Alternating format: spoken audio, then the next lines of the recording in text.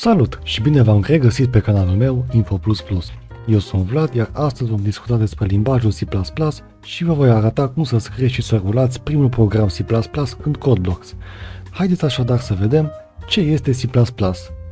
C++ este un limbaj de programare de nivel înalt scris în 1985 de către programatorul danez Bjarne Stroustrup și este considerat succesorul limbajului C, fiind direct influențat de acesta. Și deși sunt limbaje diferite, majoritatea lucrurilor pe care le poți face în C, le poți face și în C++. Inițial, Bjarne dorea să creeze un limbaj rapid și eficient, dar potrivit pentru a scrie software mai complex.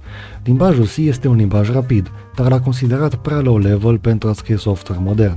Așadar, Bjarne a decis să îmbunătățească limbajul C, aducând concepte dintr-un alt limbaj de la vremea aceea, numit Simula. Limbajul creat s-a numit inițial C cu clase, datorită conceptelor de programare orientată pe obiecte aduse din Simula. Din păcate, astea nu se predau la liceu, dar pe viitor aș fi bucuros să fac un clip despre ele. Într-un final, în 1985, C cu clase devine C++, după adăugarea unor facilități complet noi. Întrebare de 1000 de puncte. Mai este C++ relevant în ziua de azi, chiar dacă e un limbaj vechi de 40 de ani? Răspunsul, da cu D mare. Desigur, C++ are criticii lui care spun că este prea învechit și prea low level pentru vremurile moderne. Comparativ cu limbaje precum Python, Java sau C#, putem spune că este. Aceste limbaje sunt mai ușor de învățat, mai prietenoase cu programatorul și vin cu o tonă de unelte moderne. Dar C++ are un as în mânecă, este foarte rapid și eficient. Tocmai de aceea poate rula foarte bine chiar și pe sisteme cu resurse limitate. Domenii precum automotive și telecom folosesc mult C++. Programarea embedded se face în C++. O mulțime de jocuri video sunt scrise în C++ sau C#. Sistemele de operare Windows au la bază C++, iar lista poate continua. Mai mult, conform indexului TOB, C++ este considerat al doilea cel mai popular limbaj de programare din lume, o fie bătrân, dar nu irelevant. Acum că știm mai multe despre C++, am să vă arăt cum să scrieți primul vostru program în acest limbaj cu un pic de live coding. Bun, primul pas va fi să deschidem CodeBlocks. După ce s-a deschis, vom închide chestia asta de start și ca să creăm un fișier nou folosim combinația de taste Ctrl-Shift-N. Ok, fișierul s-a creat, va trebui să-l salvăm folosind Ctrl-S.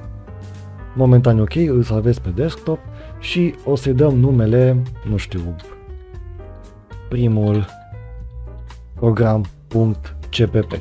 Foarte important, să aibă extensia .cpp. Îi dăm save și acum putem începe să scriem hashtag include paranteze unghiulare iostream using namespace std punct și virgulă int main paranteze goale acoladă și return 0. Salvăm cu Ctrl-S, facem să arate un pic mai de Doamne ajută și așa arată scheletul oricărui program în C++. Putem rula acest program folosind ori această iconiță, dând click pe această iconiță Build and Run sau folosind tasta F9. Eu am să folosesc acum tasta F9 și programul va rula sub forma asta. Ne va deschide un command prompt și aici va fi afișat output-ul programului. Momentan, programul nostru nu face mare lucru. Hai să dăm să afișeze ceva pe ecran. Să afișăm, de exemplu, un Hello World sau Ciao Lume. Ca să facem asta, vom scrie cout, două săgeți spre stânga, uite așa, ghilimele, Hello World și punct și virgulă la final. Orice instrucțiune în C++ va trebui să aibă punct și virgulă la final. Rulăm din nou programul și ce să vezi, afișează ce am zis noi să afișeze. Putem afișa și altceva, de exemplu, eu sunt Vlad. Rulăm încă o dată și programul spune eu sunt Vlad. Bun. O altă chestie utilă pe care o puteți folosi sunt comentariile care au forma asta, // și scriem ce vrem. Această linie de cod afișează pe ecran ce vrem. Practic, comentariile sunt șiruri de caractere care sunt ignorate de compilator. Deci, practic, putem să scriem oriunde comentariile astea, că nu o să conteze, compilatorul le va ignora. Putem vedea, nu a afectat în niciun fel programul. Comentariile sunt utile atunci când vrem să explicăm linii de cod sau bucăți de cod ca să fie mai ușor altcuiva să ne înțeleagă codul. Așa arată un comentariu pe o singură linie. Vom scrie aici deasupra de hashtag include, vom scrie un comentariu pe mai multe linii. Vom scrie slash steluță și steluță slash mai jos. Tot ce se află între slash steluță și steluță slash va fi un comentariu. Scriem ce vrem. Acesta este un comentariu, mă scuzați,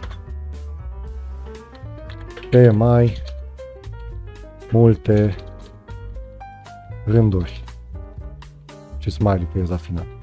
Și ca să fim siguri, mai rulăm o dată.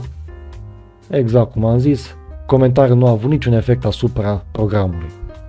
Acum probabil că vă gândiți, Vlad, ce înseamnă hashtag include, ce la IOStream, ce la namespace, ce la main? O să fie mai clar pe parcurs. Momentan doar trebuie să știți că fără hashtag include IOStream nu putem scrie pe ecran sau citi de la tastatură. Using namespace ne face codul mai scurt pe moment și programul nostru îl vom scrie între aceste două acolade de la int main. Programul își va încheia execuția cu această linie de cod return 0. Dacă mai rulăm o dată, putem vedea că după ce se încheie programul, scrie aici process return 0. Asta face return 0. Practic, așa ne dăm seama că programul s-a terminat cu succes. Cam atât pentru azi. Mă găsiți și pe Instagram pentru orice întrebări sau sugestii. Ne vedem data viitoare când vom discuta despre tipuri de date și variabile. Pa!